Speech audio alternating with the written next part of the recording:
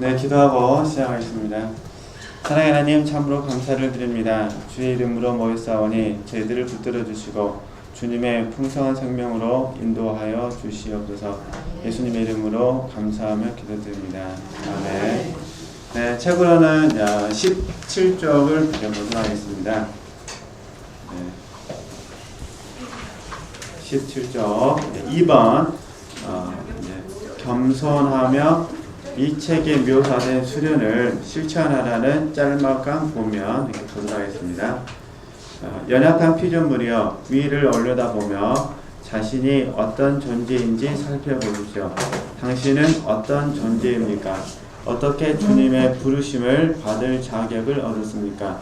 게으르고 자고 있는 사람이야말로 불쌍하고 피곤한 심령입니다. 그는 하나님의 사랑으로 이끄시는 힘에 의해서도 그리고 부르시는 음성을 듣고서도 깨어나지 않습니다. 그죠? 그래서 항상 수도사들의 입장에서는 이 게으름이라는 부분들을 심각하게 지적을 하고 있습니다. 네. 더 읽고 좀 설명하겠습니다. 불쌍한 자여, 지금은 온수를 조심해야 할 때입니다. 이 소명에 귀중한 것이기 때문에, 그리고 당신이 처해 있는 이 비범한 삶 때문에, 비범한 삶은 하나님과 홀로 있는 삶이다. 그거 이해하시면 됩니다. 스스로 더 거룩하거나 더 선하다고 생각해서는 안 됩니다. 자, 그럼 이거 이제 우리 개념으로 설명하면은 이제 저희들이 이제 법령 단계, 윤리 단계, 진리 단계, 생명 단계로 구분을 하잖아요. 그래서 진리 단계에 머물러 있다, 윤리 단계에서 머물러 있다, 상관없는데 진리 단계 생각하면 진리 단계에 있는 건 좋은데 여기서 이 자리에 머물러서는 안 된다는 겁니다. 이걸 저희들이 이제 자기와의 함정이라고 합니다. 지금 이 이야기를 좀 하고 있습니다. 네, 자기와의 함정. 대입고 설명하겠습니다. 스스로 더 거룩하거나, 스스로가 생각할 때 더 거룩하거나 더 선하다고 생각해서는 안 됩니다. 하나님의 은혜와 인도하심으로 말미암아 받은 소명에 따라 살기 위해 모든 일을 하지 않는 한 당신 자신을 한층 더 불쌍하고 저주받은 사람이라고 생각해야 합니다. 당신의 영적 신랑, 즉 왕중 왕이요 만주의 주이신 전능하신 하나님이 온유하고 사랑 많으신 것처럼 당신도 온유하고 사랑이 많아야 합니다. 네, 그죠? 그러니까 자기와의 함정이 빠지게 되면은, 잘못하면은 물론 자기와 함정이 여러 가지가 있습니다만, 자아도취로 하나만 예를 들어 설명하겠습니다. 자아도취에 빠지게 되면 이때부터 추구를 잃어버리게 되죠. 그러잖아요. 내가 최고라 생각하는 거니까. 그런데 여기서 멈춰서는 안 되고 그 한 단계 이에 올라가서 생명 단계를 한다면은 이제 연합이라 우리가 부른다면 신의 성품에 우리가 참여해야 된다, 이런 얘기를 하는 겁니다. 그러니까 신의 성품에 참여한다는 것은 말 그대로 하나님은 사랑이시다.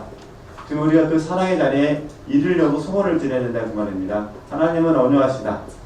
하나님은 겸손하시다. 네, 예수님 이야기지만은, 그러면 우리도 어떻게 되겠습니까? 현 상태에 머무르지 말고 내가 전혀 하나도 안 된 거라고 생각하고 어떻게 하는 거죠? 용기를 내서 사랑, 온유, 겸손하신 예수님을 본받기 위해서 더 추구해야 된다, 그 이야기를 하는 겁니다.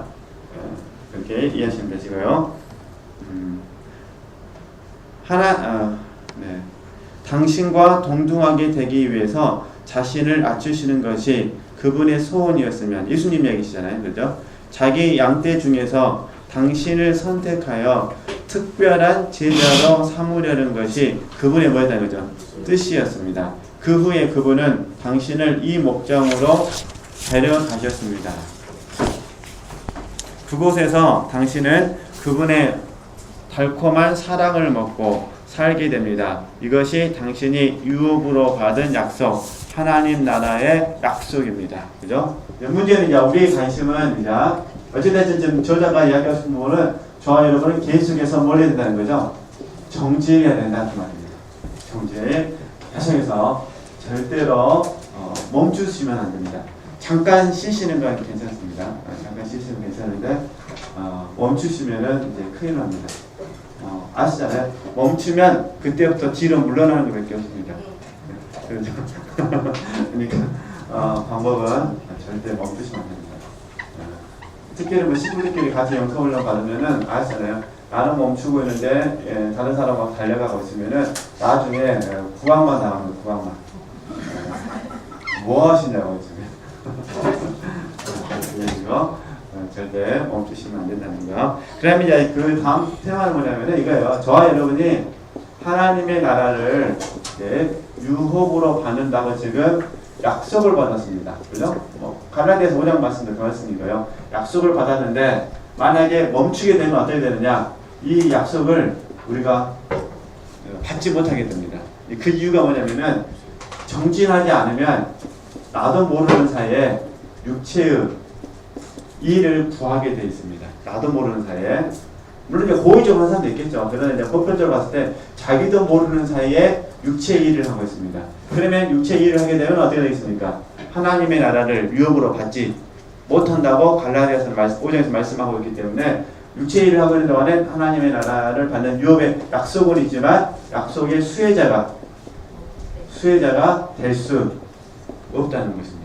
그죠? 그래서 우리는 항상 어떻게 되냐? 약속을 붙잡고 날마다 뭐 하냐면 정진하셔야 됩니다. 그죠? 잠깐 제가 신편은 괜찮다고 말씀드렸는데 많은 분들이 정진하지 못하는 이유가 여러 가지가 있습니다. 어떤 사람은 저자가 책에서 이야기한 것처럼 다른 사람들이 나보다 뛰어나지 못하다고 해서 정진하지 않을 수도 있습니다. 내가 이제 최고라 생각하면 정진하지 않겠죠. 그러잖아요. 그런 경우도 있겠고 또 어떤 사람은 내가 원하는 것을 얻지 못하면 또 못 줄 수도 있겠죠. 그러잖아요. 사마다 다르니까. 어쨌든 저와 여러분은 약속의 말씀을 붙잡고 계속 정진하셨으면 좋겠다. 그래서 이렇게 이해하시면 좋겠습니다. 자비하신 주님께서 아니죠. 바람이 불어가지고 그러므로 성력을 내어 뭐라는 거죠? 계속 전진하십시오. 그죠? 후퇴는 없습니다. 앞만 보고 달려가는 겁니다. 뒤에 있는 것은 생각하지 말고 앞을 바라보십시오. 이게 이제 빌립보서 3장에서 우리 가르쳐 준 말씀이죠. 당신에게 있는 것을 보지 말고 당신에게 뭐라는 거죠? 필요한 것을 보십시오. 그죠? 그렇게 해야 빨리 온유함을 획득하고 옹호할 수 있습니다. 당신이 완전에 이르는 길을 걸어가려면 평생 동안 소원을 품어야 합니다. 평생 동안 전능하신 하나님의 능력과 당신의 동의에 의해서 이 소원이 항상 당신의 뜻 안에서 작용해야 합니다. 그죠? 이게 이제 우리가 협력이라 부르거나 같은 말입니다. 협조라 부르거나 동역이라 부르는 이 같은 말입니다. 이게 그죠? 협력한다, 협조한다, 동역한다. 이게 이제 필요한 거죠. 이게 우리가 지금 이미 다 암송하고 계시면서 그대로예요. 빌립보서 2장 12절에서 16절까지지만은 14절까지만 보면 그러잖아요. 이때는 이제 13절 말씀에서 하나님께서 뜻을 이루시기 위해서 우리 마음속에 뭐합니까? 소원을 넣어주시는 거죠. 소원. 그러니까 소원을 넣어주시는 분은 하나님이시고 그 소원을 붙잡는 걸 협력한다, 협조한다, 동역한다라고 이제 표현을 하죠. 그러니까 협력, 협조, 동역은 전부 의지의 영역입니다. 소원을 주시는 것은 은혜의 영역입니다. 그러니까 은혜에 의지로 반응하는 것을 협력, 협조, 동역이라고 합니다. 뭐가 됐든 간에. 그러니까 우리가 날마다 삶을 살면서 우리가 할 수 있는 것은 하나님의 은혜로 주신 소원에 뭐 하는 거예요? 소원에 의지를 들여서 협력, 협조, 동역하는 거에 방법이 없습니다. 단지 여기 이제 표현할 때 어떤 사람들은 팍팍 깨뜨려 주시옵소서, 어떤 사람은 더 넓혀 주시옵소서, 이게 각자 기질이 다 다르잖아요. 사람의 형태가 다 다르니까 거기에 따라서 표현 방법은 다를 뿐이지, 그러나 기본적인 원리는 은혜는 하나님이 주시고 우리는 의지를 통해서 그 은혜를 붙잡는 거, 이렇게 이해하시면 됩니다. 그걸 평생 동안 하셔야 되나요? 평생 동안. 네. 그래가지고 이 소원이 항상 당신의 뜻 안에서 뭐라는 거죠? 작용해야 되죠. 여기에서 한 가지 강조해야 할 것이 있습니다. 하나님은 질투하시는 연인이시기 때문에 굉장히 중요합니다. 하나님은 질투하시는 연인이시기 때문에 다른 제휴를 뭐라는 거죠? 허락하지 않으시며 당신의 의지 안에 하나님과 당신만 있지 않으면 당신의 의지 안에서 역사하기를 원치 않으십니다. 그죠? 이 하나님을 오해하기 때문에 사람들이 한눈을 팝니다. 여러분 절대 한눈 파시면 한눈 팔기 절대 한눈 파시면 안 됩니다. 다 아시는 거니까 때로는 우리가 세상에 한눈 팔 수도 있고 그죠? 때로는 하나님께서 주시는 하나님의 손에 한눈 팔 수도 있고 때로는 자기의 사역 일이잖아요. 일에 또 한눈 팔 수도 있고 또 자기의 육체에 한눈 팔 수가 있죠. 그러니까 쉽게 말해서 마음을 빼앗긴다는 거예요. 마음을 빼앗기는 거예요. 마음. 근데 아시잖아요. 우리가 너무 괴로운 게 뭐냐면은 안 빼앗기려고 하는데 어떻게 하겠어요? 안 그러려고 하는데 마음을 빼앗기고 있잖아요. 그래서 제가 힘든 것 같아요. 안 해야지 하고는 하고 있어요. 그래서 이제 이건 김유신 장관을 생각하는 거죠. 말을 잘라버려요. 참 그러시죠? 보통 우리가 이제 웃자한 소리로 다이어트를 딱 결심을 했는데 점심 때 뷔페를 가자해요. 가서 2개만 먹여야지 가요. 어떻습니까? 2개만 먹다 보면 아쉬워서 더 먹고 되고 더 먹고 되고 그러잖아요. 이게 그렇듯이 참 영적인 것도 그런 것 같아요. 그러니까 하나님께서 우리는 기준을 잘 하시고 하시는 건데 하면 이 책이 14세기 영국에서 쓰여진 책이거든요. 근데 14세기 책이라고 안 느껴져요. 우리 이야기를 그대로 하고 있는 것 같아요. 이게 참 하나님께서 어느 시대나 하나님의 사람들을 이렇게 배정하시는 원리는 같은 것 같습니다. 그렇게 이해하시고요. 어쨌든 하나님은 어떤 하나님이시라고요? 질투하시는 연인이십니다. 하나님께 기도하실 때 째째하게 그러시냐고 그러시면 안 됩니다. 째째한 게 아니라 사랑하시겠지. 괜히 째째하다고 했다가 삼위일체 하나님의 조직의 쓴맛을 봐보려면 감당할 길이 없으니까 알아서 우리가 그 하나님께 맞춰 살아야 됩니다. 하나님은 결코 도움을 청하시지 않으며 당신만을 요구하십니다. 당신만. 그분의 뜻은 당신이 그분만을 응시하는 것. 이게 관상이에요. 그러니까 관상의 출발점은 다른 게 아니라 주님만을 뭐 하는 거죠? 응시하는 거. 그죠? 응시하는 거. 물론 이제 주님만을 응시하기 위해서 어쩔 수 없이 내려놓음을 배우죠. 우리가 상간치 않게도 잘 되어지고 내려놓음도 잘 되어지잖아요. 그러면 응시는 쉽죠. 그러나 응시가 안 되는 이유가 내 생각과 마음속에 뭔가 지금 사로잡혀 있으니까 안 되는 거라는 게 그 사로잡혀 있는 부분을 내려놓기가 너무 힘든 거죠. 그러나 이 책에서는 지금 비범한 삶에 있는 사람에게 더 깊은 관상의 세계를 인도하는 거니까 이렇게 설명한 겁니다. 네. 그 다음에요. 계속 보겠습니다. 그리고 그분이 홀로 행동하시도록 하는 것입니다. 당신이 해야 할 역할은 파리와 원수들의 공격에 대비하여 창과 문을 뭐죠? 닫아두는 것입니다. 이게 마음 지킴입니다. 넓게는 생각과 마음과 의지를 지키는 겁니다. 넓게는. 그러나 통상적으로는 이 세 가지를 하나로 묶어버리면 마음이 됩니다. 그러니까 결국 우리가 하는 거 뭐밖에 없다는 거죠. 마음을 지키는 건데 이게 영적 의지를 사용하는 겁니다. 그러니까 마음 지킴은 영적 의지를 사용하는 거예요. 뜻을 정하는 거죠. 뜻. 그래서 이제 이 영적 의지를 자유자재로 사용하려면 반드시 배워야 될 공과가 그리하지 아니하실지라도 그 다음에 그럼에도 불구하고 이걸 이제 우리가 이제 배워야 됩니다. 이걸 배우는 단계가 비범하는 단계. 홀로 있을 때 배우잖아요. 그 다음에 이걸 뛰어넘는 게 이제 완전한 삶, 관상의 단계로 가게 되는 거죠. 우리 훈련에서는 주로 윤리 단계하고 진리 단계 때 이걸 배우죠.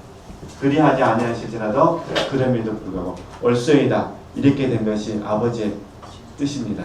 근데 이제 문제는 우리가 윤리 단계와 진리 단계와 생명 단계를 거치면서 이 공부를 잘 배웠으면 생명적인 삶을 살 때 그거를 빨리 해결할 수가 있는데 본능, 윤리, 진리, 생명 단계 그 공과를 제대로 안 배웠으면 어떻게 될까요? 이제 안 배웠으면 이제 영성적 삶을 살면서 매 사건 때마다 그걸 적용을 해야 됩니다. 올수이다 이렇게 된 것은 아버지의 뜻입니다. 그러니까 어제도 올수이다 이렇게 된 것은 아버지의 뜻입니다. 오늘도 올수이다. 이게 잘 되면은요. 그럴 필요가 없죠. 그냥 영으로 받으면 되니까. 이해되세요? 일단 하나 더 예를 들어드릴게요. 빌립보서 말씀도 마찬가지예요. 두렵고 떨림으로 내 구원을 이루라. 그 앞에 뭐가 있냐면 항상 복종하여. 그러니까 항상 복종하여 두렵고 떨림으로 구원을 이루는 거예요. 다 구원을 이루고 싶죠. 근데 왜 안 되냐? 뭐가 안 돼서 안 되는 거죠? 복종이 안 되는 거예요. 그러면 왜 복종이 안 되냐? 소원이 안 없어요. 소원이. 아시잖아요. 소원이 강해야 복종이 되고 복종이 돼야 구원을 이룰 수가 있잖아요. 그런데 역으로 거슬러면 구원을 이루라는 소원이 없으니 복종이 되겠지 안 되겠어요? 안 되죠. 그러니까 이게 당연히 구원도 이루어지는 게 안 되는 거죠. 그러니까 다시 중요한 거는 일단 소원이 있어야 됩니다. 그래서 우리 소원이 있다 생각하고 소원이 있으면 뭘 배우셔야 된다고요? 복종을 배우셔야 돼요. 항상 복종하여. 이게 뭐냐? 올수이다. 이렇게 된 것이 아버지의 뜻입니다. 이게 온유와 겸손을 배우는 거죠. 그러니까 온유와 겸손을 배우면 쉽고 가벼웁니다. 쉽고 가벼웁니다. 그러니까 구원을 이루어지는 게 쉽죠. 그렇죠? 근데 저도 마찬가지입니다. 저도 이게 강의할 때한테 쉽게 하지만은 실제적으로 삶의 현장에서 항상 이 복종한다는 게 보통 어려운 게 아닌 것 같습니다. 근데 특별히 이게 더운 날씨에는 내가 감사해야지 알아도 몸은 더운데 이게 이러듯이 복종하여 이렇게 이해를 하시면 되실 것 같습니다.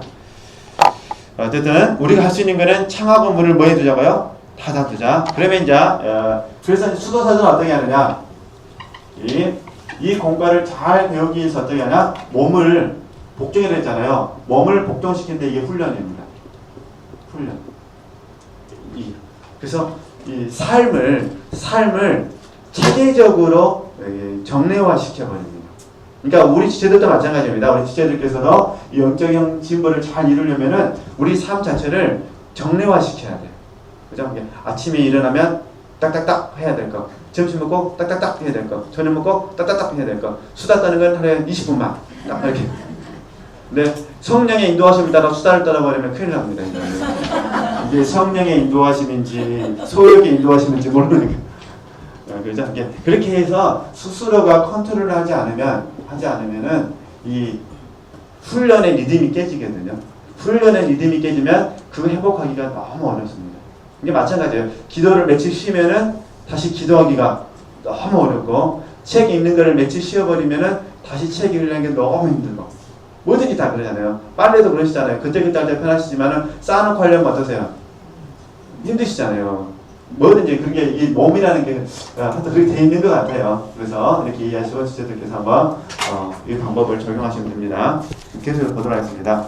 당신이 기꺼이 이런 일을 하려 할 때 당신에게 필요한 일은 단지 뭐라고 하죠? 기도하면서 겸손히 그분에게 사랑으로 호소하는 것입니다. 그렇게 하면 그분은 즉시 당신을 도와주실 것입니다. 그러므로 그분에게 부탁하십시오. 그리고 당신이 성공하는 모습을 보여주십시오. 그분은 항상 간절히 원하고 계시며 오직 당신만을 기다리고 계십니다. 네. 한번 읽어보시면 되시고요. 네. 이제 당신은 어떻게 하렵니까? 어떻게 그분의 마음을 움직이렵니까? 하여튼 말은 짧아도 좋습니다. 하여튼 짧고 좁게 근데 실천한다는 게 어려운 건데 한번 그 다음에 보겠습니다. 19절 이 수련을 실천하는 방법 이것이 다른 수련보다 귀중한 이유 겸손한 사랑의 추진력을 가지고서 마음을 하나님께 들어 올리십시오. 마음을 하나님이 주시는 선물을 목표로 삼지 말고 잡으세요. 하나님 주시는 선물을 뭐라는 거죠? 목표로 삼지 말고 하나님을 목표로 삼으십시오. 이게 이제 진리 단계에서 생명 단계 또는 생명 단계 안에서 집중적으로 공부하는 게 그거잖아요. 그죠? 이제 우리 훈련하는 용어로 바꾸면은 꽃을 바라보면 안 되고 뭐라 했습니까? 꽃을 주신 사랑을 바라봐 그러잖아요. 이 얘기를 하는 거예요. 그러니까 진리 단계에서 생명 단계, 그 다음에 생명 단계에서 더 범위가 확장되어진 생명적 삶. 삶을 살리면 어떻게 되냐? 하나님의 것에 초점을 맞춰서는 안 되고, 그죠? 누구에게죠? 하나님에게.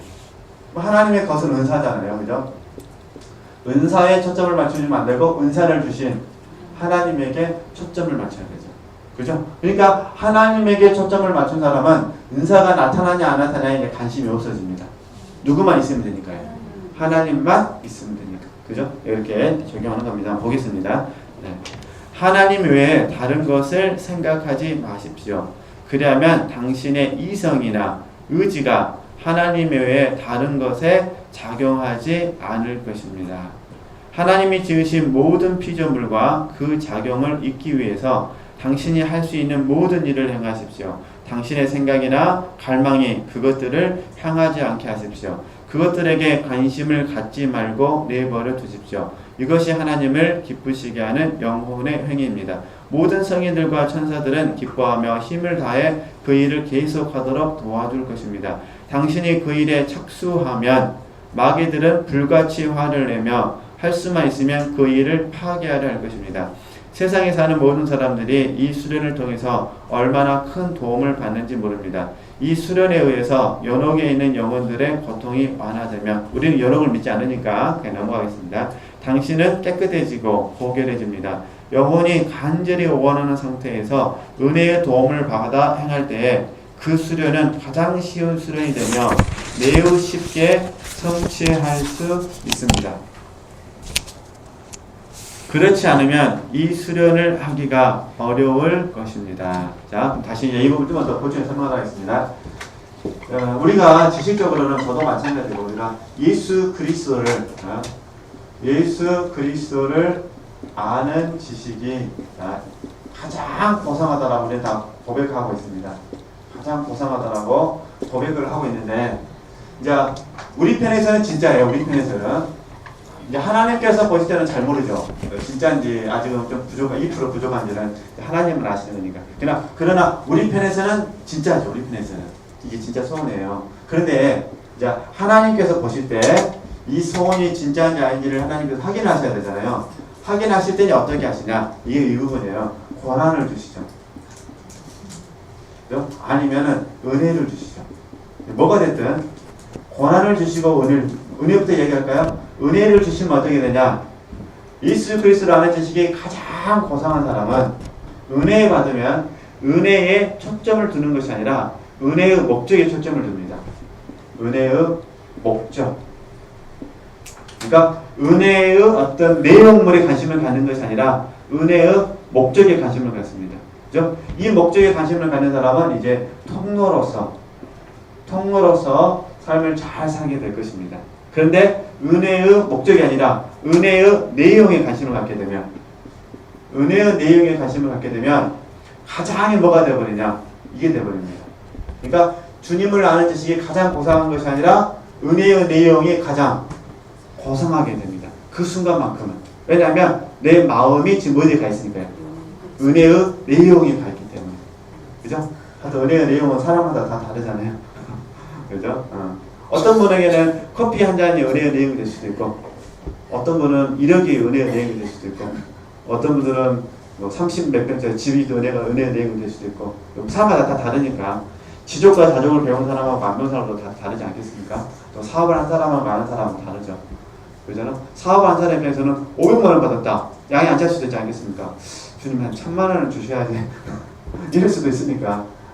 어찌됐든, 그러니까 저와 여러분의 개인의 문제니까 은혜의 목적에 초점을 맞추면은 좋습니다. 통로. 은혜의 내용에 초점을 맞추면 가장 잘못 적용되는 겁니다. 그러면 이제 권한이 왔다, 권한. 그래서 제가 어제도 강의 시간에 든 적이 있는데 100만 원이 필요하다. 하나님 100만 원을 주셔야겠습니다. 라고 필요를 따라서 기도를 했습니다.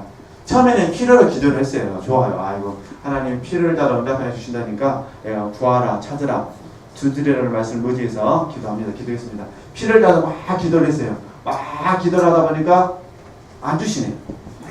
주셔야 되는데 안 주시면 필요가 있으니까 당연히 고난이 불편함으로 오잖아요. 그죠? 불편함으로 오면 이분에게 있어서 가장 필요한 건 뭘까요?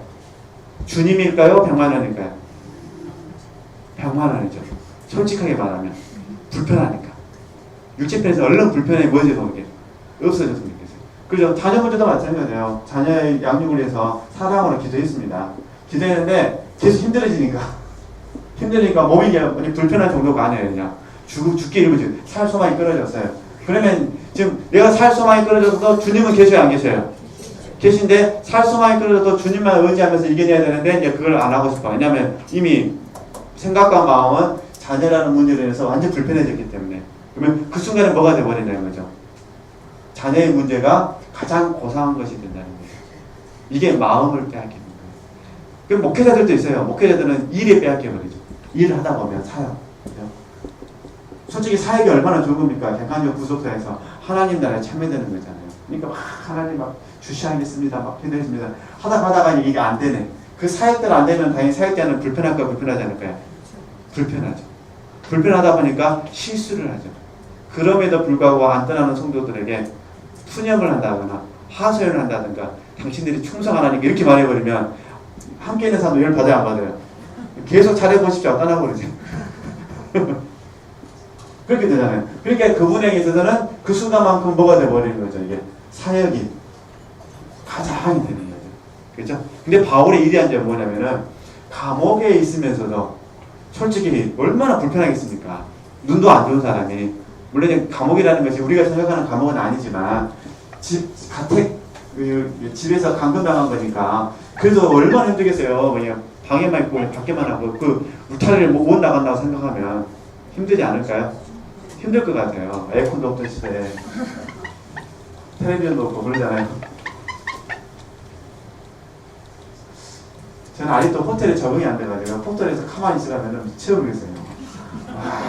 비싼 돈이 오냐 뭐하나. 근데 아시잖아요. 그 호텔에 대해서 우리 지체들 생각하는 좋은 호텔을 생각하시면 안 됩니다.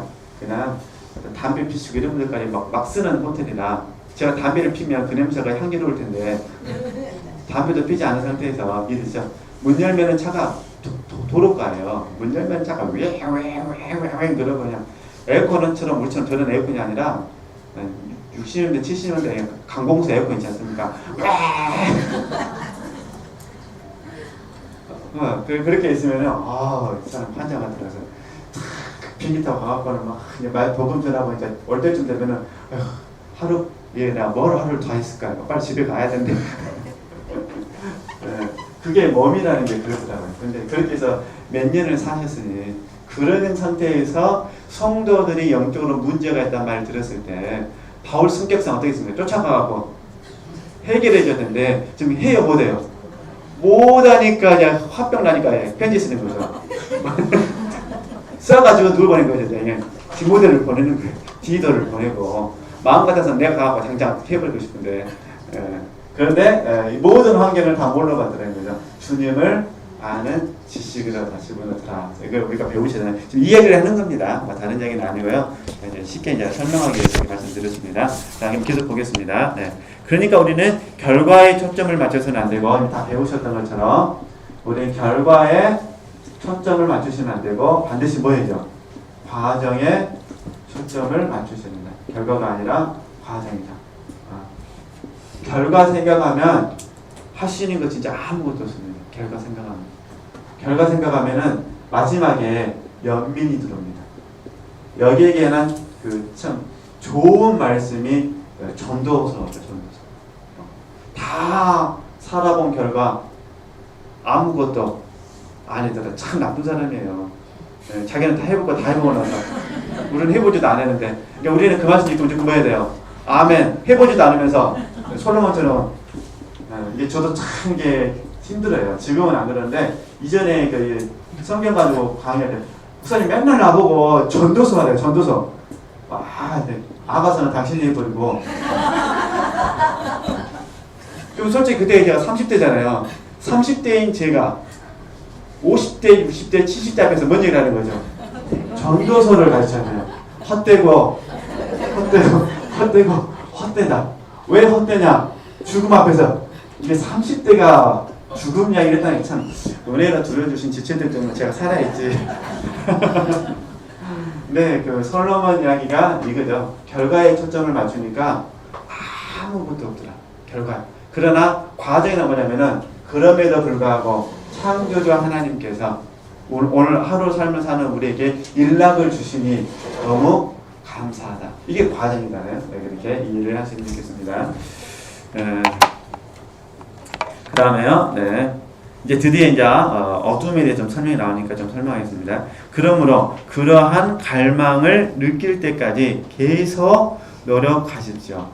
처음 그 일에 착수할 때에 발견하는 것은 뭐라는 거죠? 어둠, 일종의 무지의 부름입니다. 무지의 부름. 당신이 의지 안에서 단순하게 하나님께 손을 뻗지 않는 한 그것이 무엇인지 식별할 수 없습니다. 이걸 제가 이제 잠깐만 설명해 드리면은 무지의 구름을 어렵게 생각할 필요 없습니다. 무지의 구름을.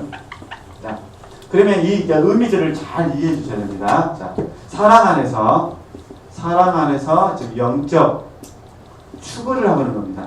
이 책에서 노력하라는 부분은 혼이 주체가 되라 그런 의미가 아니라 영적으로 뭐라는 거죠? 추구하라. 그러니까 주님께 붙잡힌 바 된 그것을 붙잡고 가라 그 말입니다. 이 추구를 하다 보면 지금 진보를 향하는 거잖아요. 진보를 향하다 보면 내가 벽을 만난다는 거예요. 쉽게 말해서. 그러니까 알고 싶은데 안 깨닫진다는 거예요. 그죠? 그러니까 깨닫고는 싶은데 깨달아지지 않는 거예요. 깨달아지지 않는 것. 이게 무지잖아요. 이게. 그죠? 그래서 이거를 비유를 써서 무지의 구름이라고 부릅니다. 근데 깨닫고는 싶은데 깨달아지진 않는데 이미 사랑을 시작했으니까 이 안에는 사랑의 갈망이 있습니다. 사랑의 갈망. 그죠? 그래서 이거를 무지의 구름을 관상이라고 부릅니다. 그러니까 내가 하나님을 더 사랑하는 갈망 가운데 지금 막 추구를 해요. 근데 깨달아지지는 않아요.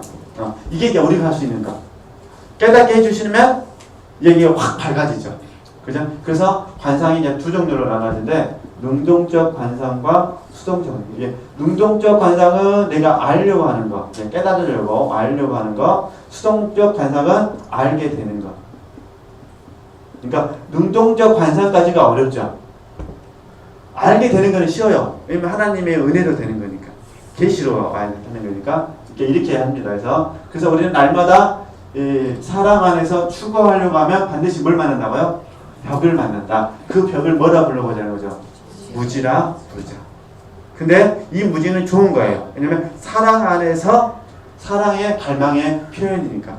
그러겠죠? 자, 그래서 이제 이 부분을 이제 구름이니까 제가 대충 이제 그림을 그리겠습니다. 이제 구름이라고 예를 들면 이런 구름이 있는 걸 모르겠는데 그러면 이 안에 있는 거 있잖아요. 안에 있는 거는 우리가 인식할 수 있습니다. 분별할 수 있습니다. 그 무지는 뭐냐? 이 밖에 있는 테두리입니다. 테두리가 무지가 되는 겁니다. 그러니까 안에 있는 것만 알지 이 밖에 테두리는 알아요? 몰라요? 몰라요. 그죠? 그러면 이제 우리가 이제 사랑의 갈망을 해서 더 큰 구름을 이제 추구하는 거잖아요. 이렇게. 그러면 여기서도 다 모르는 거죠. 그래서 이 안에서 하다가 그냥 밖으로 튀어나가는 겁니다. 이게 능동적 관상입니다. 그러다 하나님께서 은혜를 주시면 이걸 전부 다 이걸 뭐 하는 거죠? 알죠. 이 안에서 이제 수동적 관상이 오게 되면 알게 되니까 이 안에서 안식을 누립니다. 안식을 누렸어요. 근데 좀 지나고 나니까 양이 안 차요. 다시 뭐 하고 싶었죠? 새로운 갈망이 들어와요. 추구하고 싶은 갈망이 들어오는데 이 밖에 테두리에는 또 뭐가 되는 거죠? 테두리는 또 무지가 되는 거죠. 그러니까 결국은 우리는 평생 뭐 하는 거냐? 아는 것과 모르는 것 속에 사는 거예요. 그죠? 이 문제는 아는 것 속에서만 살면 이제 큰일 납니다. 정체가 되는 거고 이때 교만이 들어와요. 그죠? 그러니까 다윗 얘기도 마찬가지예요. 다윗이 싸울 때는 문제가 없었어요. 싸움을 멈추니까 문제가 생기는 거예요. 두 번 다 바세바를 취하거나 인구조사 같은 경우 보면은 두 번 다 편안했을 때 문제가 되는 거예요. 그죠? 더 이상 외형적으로 문제가 없을 때 그 상태에 뭐예요? 그 상태에 만족했을 때. 그죠? 이게 이제 우리 육체에 찾아오는 누림이죠. 그리고 지체들께서 혹시 직장생활 하셨던 분들은 이런 생각할 수 있을까요? 직장만 그만둬봐라. 내가 앞으로 누리면서 살란다. 그죠? 그 생각을 하셔가지고 직장을 그만두셨지만은 좀 지나고 나니까 아마 힘든 부분도 있었을 거예요. 그렇지 않겠습니까? 마찬가지로 직장의 은퇴는 어쩔 수 없이 하는 겁니다. 사회 구조상. 그러나 영적 진보에는 은퇴가 없습니다.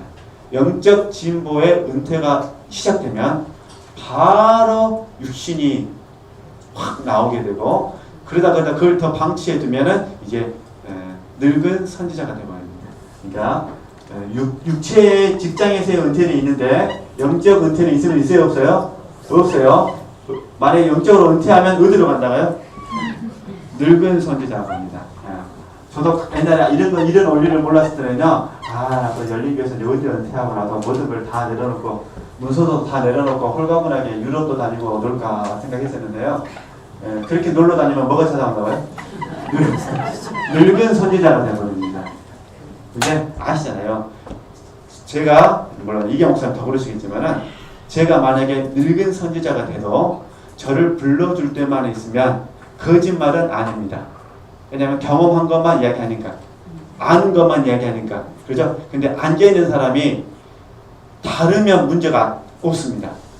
앉아있는 사람은 이해되시죠? 근데 앉아있는 사람이 똑같으면 문제가 생깁니다. 저 양반 2000몇 년도 한 얘기를 또 하고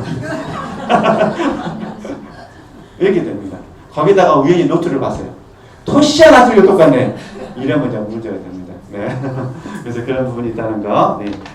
이 의미들을 자 그럼 먼저 설명하겠습니다. 자, 당신이 의지 안에서 단순하게 하나님께 손을 뻗지 않는 한, 이 사랑으로 갈망하셔야 돼요. 그것이 무엇인지 식별할 수 없습니다. 당신이 무슨 일을 하든지 이 어두움과 구름은 항상 당신과 하나님 사이에서 당신이 지성의 빛에 의해서 이성적으로 그분을 보는 것을 방해하며 사랑의 달콤함 속에서 감정적으로 그분을 경험하지 못하게 합니다. 그러므로 항상 사랑하는 분을 향해 소리치면서 되도록 오랫동안 이 어두움 속에 머무르십시오. 그죠? 네. 자, 그러니까 이게 뭐냐면 우리 혼이잖아요. 이거 다시 쓰겠습니다.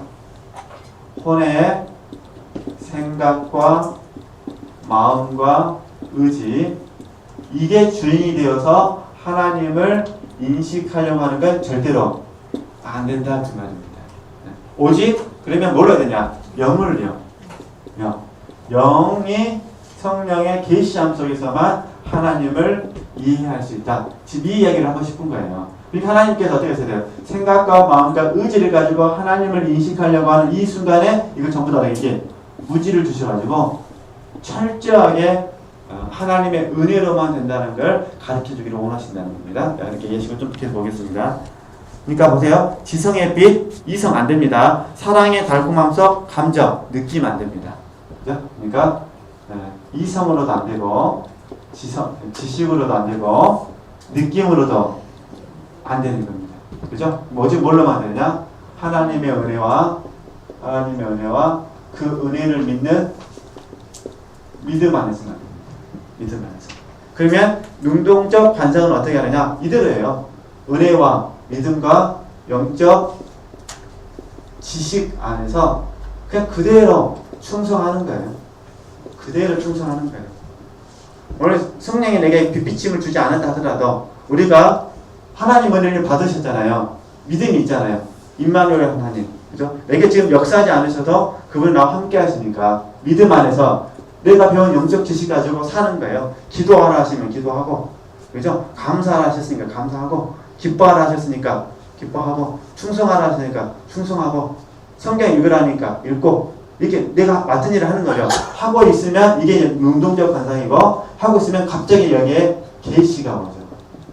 어떤 분은 깨달음이라고 부르기도 하니까 계시가 오게 되면 이 계시가 오늘 내게 주신 생동감 있는 말씀이 되는 거죠. 이게 이제 우리식으로 말하면 수동적 관상이 되는 거죠. 이게 오면 오늘 하루는 다시 안식과 같은 말이죠. 심 안에서 기쁘죠, 기뻐. 점심 도시락에 먹어도 말씀이 있으면 기쁩니다. 점심을 맛있는 거 먹어도 말씀이 없으면 허합니다. 그냥 안 먹으시면 안 됩니다. 안 먹으면 편하니까. 더울 때는 입맛이 없을 때는요 막 드셔야 돼요. 줄을 위해서. 나를 위해서가 아니라 주를 위해서. 주님 나를 위해서는요 못 먹겠는데요 주를 위해서 먹겠습니다. 드셔야 됩니다. 그래야 이겨내시니까. 네. 그 다음에 그러므로 항상 살아가는 분을 향해 소리치면서 되도 오랫동안 이 어둠 속에 머무십시오. 만일 당신이 이 세상에서 그분을 보거나 경험할 수 있다면 이 구름 속에서 그리고 이 어둠 속에서 보게 될 것입니다. 내가 말한 대로 주의를 집중해서 노력한다면 그분의 자비 안에서 당신이 그러한 경지에 뭐라는 거죠? 이를 것이라고 믿습니다. 그러니까 이렇게 이제 한번 해보시는 겁니다. 네. 그러면 이걸 로마서 말씀으로 바꾸면은 이게 이제 마음을 새롭게 한다가 있습니다. 마음을. 자, 그럼 이거 로마서 12장 1절 2절 말씀 가지고 한번 예를 들어보도록 하겠습니다. 그러니까 우리가 이제 수도사들처럼 관상을 할 수는 없어요. 왜냐하면 우리가 각자 골방이 있는 것도 아니고. 수도사들에게도 종을 쳐줘요. 땡땡땡 종 치면은 지금부터 관상하러 들어갑니다. 이렇게 합니다. 근데 우리는 그런 시스템이 아니잖아요. 그리고 우리는 또 수도사도 아니기 때문에 돌봐야 될 가족도 있으니까. 우리 그런 건 어떻게 하냐면은 삶을 관상 생활로 바꿔버리는 거죠. 그죠? 그러면 이제 이렇게 하면 됩니다. 이래서 지체들께서 A라는 분하고 약간의 이제 갈등이 있었다고 뭐 예를 들어보도록 하겠습니다. 갈등이 있었는데 이 갈등 가운데 하나님의 뜻을 구하는 겁니다. 하나님의 뜻을 구하는 것. 이게 이제 능동적 관상입니다. 하나님의 뜻을 구하는 것. 하나님의 뜻. 그러면 하나님의 뜻을 구하는데 이게 잘 돼요? 안 돼요? 안 돼요. 왜냐하면 이미 갈등이 있다는 것은 소욕이 있다는 거예요. 이미 있다. 성령의 소욕과 육체의 소욕이 있는데 솔직히 갈등이 시작돼 버리면 성령은 멈춰버리십니다. 단지 우리의 양심이 영적 지식을 알기 때문에 말씀이 내가 모르면 찔림도 없습니다. 아니까 되는 거 아니까. 성령을 멈춰버리시고 육체의 소욕 안에서 자기 스스로 자기 양심이 찔려가지고 변명하기 위해서 그 말씀하고 다투는 거예요. 좀 이해되시죠? 이해 잘 안 되세요? 우리 작은 애는 교회에서, 교회 밖에서는 제가 모르니까 교회 안에서는 다 어른들이 저한테 알려주잖아요. 그래서 교회 안에서 딱 잘못하잖아요. 그러면 엄청 불쌍한 표정으로 저를 찾아옵니다. 미리 찾아옵니다. 그래서 아빠 사실은요 내가 예배 시간에 핸드폰을 뺏겼어요. 미리 말을 합니다. 그래야 혼을 지 스스로 생각하고 이건 성령의 소욕이 아니라 지 스스로 생각했을 때 이건 뻔히 100% 아빠한테 지금 혼낼 상황인데 어떻게 하면 이걸 피해갈 수 있을까? 참 교묘한 수습니다. 딱 생각한 게 맞아. 우리 아빠는 사실대로만 이야기하면 야단 안 쳐. 그러니까 미리 와서 뭐 하는 거죠? 사실대로 여차에서 했어요. 아빠 잘못했어요. 용서해 주세요. 참 그 사무실에서 와갖고 집에서도 아니고 교회 사무실에 와갖고 용서를 구하는데 그래서 할 수도 없고 알았다 집에 가서 이야기하자. 그러면 면죄부를 받아서 내가 매일 기쁘게 집으로 갑니다. 이건 성령의 소욕이에요. 네, 그래서 이제 이럴 때 어떻게 되냐? 어른들 입장에서는 일단은 그래서 항상 몸을 먼저 드리는 거지. 로마서 12장 1절이죠. 몸을 먼저 드리고 그잖아요. 그 다음에 어떻게 하느냐? 왜냐면 몸을 드린다는 거는 내가 복종하겠습니다. 내가 무엇이란 말씀하시더라도 내가 순종하겠습니다. 약속을 먼저 한 거예요. 하나님이 무엇을 요구하더라도 내가 복종하겠습니다. 순종하겠습니다. 먼저 몸을 드리고 그 다음 2절 말씀에 이 세대를 뭐하죠? 본받지 말고. 이게 중요합니다. 이 세대냐면은 이미 갈등이 있으면 육체 소욕이 생기니까 육체는 당연히 하나님 풍속을 쫓고 싶은 것이 아니라 뭐라고 싶어요? 이 세상 풍속을 쫓고 싶어요. 왜냐하면 이미 습관이 됐기 때문에. 이게 구습을 쫓는 습관이 있어요. 그러니까 습관이 있으니까 당연히 이 세대를 본받고 싶은 마음이 생길까요? 안 생길까요? 생깁니다. 생겨요. 네, 엄청나게 생기는 게 좀 생긴 게 아니라. 그러니까 이 세대를 본받지 말고 그 다음에 마음을 새롭게 하고. 이게 여기까지가 우리식 말하는 능동적 관상입니다. 이 책들을 가지고 설명한다면은 그죠? 마음을 이게 정말 힘들어요. 갈등이 없을 때는 쉬운데 갈등이 시작되면 이거를 마음을 새롭게 한다는 게 보통 힘든 게 아니에요. 그들이 마음을 새롭게 함으로 그 다음 어떻게 하죠? 변화를 떠나. 그러니까 마음이 십자가에서 처리돼가지고 하나님께서 이 마음에 새로움을 주시는 겁니다. 이 변화가 되어야 하나님의 선하시고 기뻐하시고 온전하신 뜻을 분별할 수 있습니다. 이걸 알고 실천하는 게, 그죠? 이게 이제 관상입니다. 수동적 관상. 네. 그러니까 이런 원리들이 속에서 우리가 이 말씀을 한번 적용해 보자. 이해되시죠? 이제 저도 끝내야 되니까 원래는 막 진도를 빨리빨리 나가려고 했는데 내용 자체가 빨리빨리 나갈 수 있는 책이 아니네요. 제가 그냥 대충대충으로 넘어가려고 했는데 그러다가는 또 그럴 것 같아서 좀 천천히 하여튼 되는 대로 천천히 설명하도록 하겠습니다. 어떤 의미인지 아시겠죠? 그러니까 좀 다시 이제 정리를 하면은 이 책의 저자는 누구라고 이름을 밝히지 않았으니까 무지의 구름의 저자의 익명의 그리스도인은 지금 이 사람이 24살이에요. 이걸 읽는 사람이 독자 조금에 나오는데 독자가 24살이에요. 24살 수도사인 것 같아요. 근데 우리가 배웠던 것처럼 평범한 그리스도인이 아니고 특별한 그리스도인도 아니고 비범한 그리스도인이에요. 그죠? 이미 하나님 앞에 홀로 있는 게 체질화된 사람이에요. 그런데 뭐가 없다는 거죠. 완덕, 관상의 세계는 아직 깊게 들어가지는 못했다는 거죠. 그러니까 계속 그 사람을 대상으로 해서 더 깊은 관상의 세계로 들어가려면 어떻게 해야 될 것이냐를 설명하고 있는 거죠. 그래서 지금 이제 무지의 부름이니까 이 무지라는 개념을 설명한 거예요. 너의 젊은 이성으로 하나님을 이해할 수 없다. 너의 그 뜨거운 감정으로는 절대 하나님을 이해할 수 없다. 이해되시죠? 거기 뭐가 되는 거죠? 하나님의 은혜가 와야 된다. 근데 은혜가 오기 전에 답답한 심정이 뭐라는 거죠? 무지와 구름. 이게 무지와 구름 이미지를 사용해서 무지의 구름이라고 부른 거죠. 이해되시죠? 그러니까 이걸 그냥 우리 식으로 이렇게 적용하는 겁니다. 이걸 시체들께서 하나님 뜻을 구하고 있는데 뜻이 구해지지 않으면 그 이미지가 뭐라는 거죠? 이건 무지의 구름 상태에 빠져 있습니다. 근데 문제는 깨달지 않았다고 해서 포기해서는 안 된다. 계속해서 그 무지의 구름 안에 뭐라고 하죠? 머물러 있어요. 언제까지? 알게 될 때까지.